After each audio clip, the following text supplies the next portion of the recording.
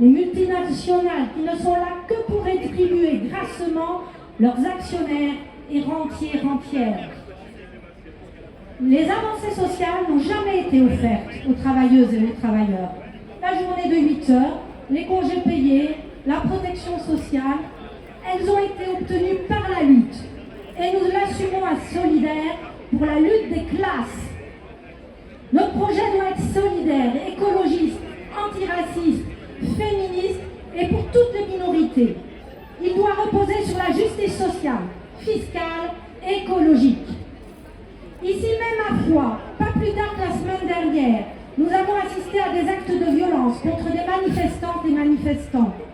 Des menaces ont été dirigées contre des militantes et militants arborant simplement un drapeau palestinien.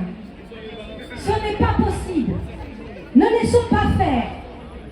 Plus loin, dans le Cantal, c'est une directrice d'école qui a mis fin à ses jours le jour de la rentrée scolaire, après avoir subi des attaques lesbophobes pendant près de 2 ans.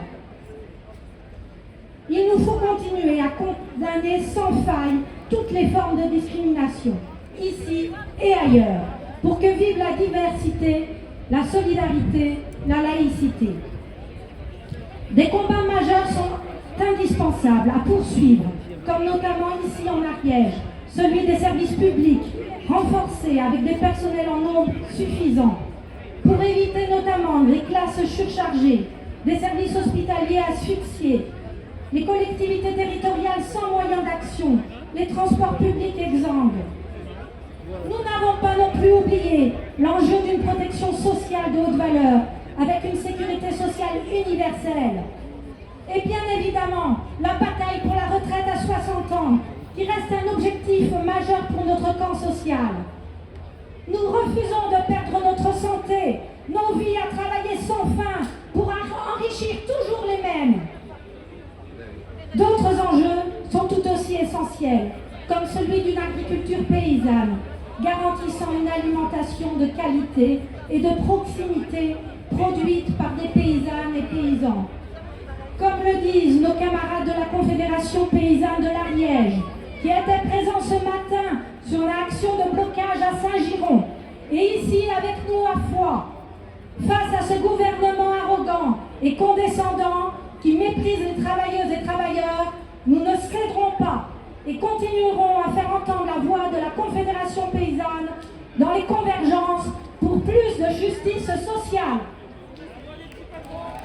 Parce que les attaques que nous subissons rejoignent celles des autres travailleuses et travailleurs.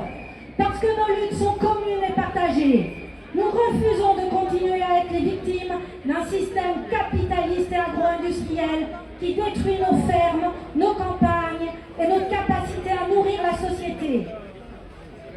Obtenons ensemble l'abrogation de la loi Duplon, le maintien d'abattoirs de proximité, la sortie des accords de libre-échange, notamment le Mercosur, et la transition vers une agriculture agroécologique permettant de nous adapter au changement climatique bien subi, malheureusement subi. Nous sommes au XXIe siècle. On se croirait au temps des rois et des reines, mais c'est le temps des progrès sociaux. Les avancées technologiques doivent être orientées exclusivement pour apaiser les malheurs de la société et non menacer notre futur et aggraver notre quotidien. Développer l'intelligence collective des humains et non pas une intelligence artificielle, enfin intelligence, c'est avoir qui les a servis. Les jeunes se mobilisent et on le voit. Avec eux, travaillons un avenir désirable. Déjà, en pouvant les former sans qu'ils s'endettent.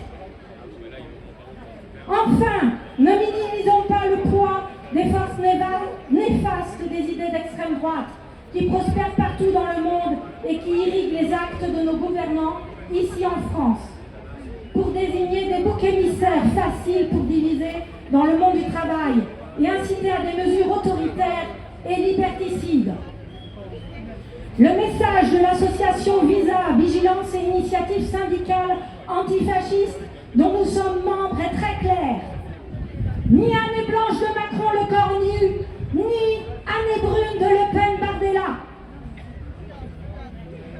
ce système capitaliste qui impose l'austérité aux plus pauvres et engraisse les plus riches et détruit notre environnement. Oui, à une justice sociale, fiscale et écologique.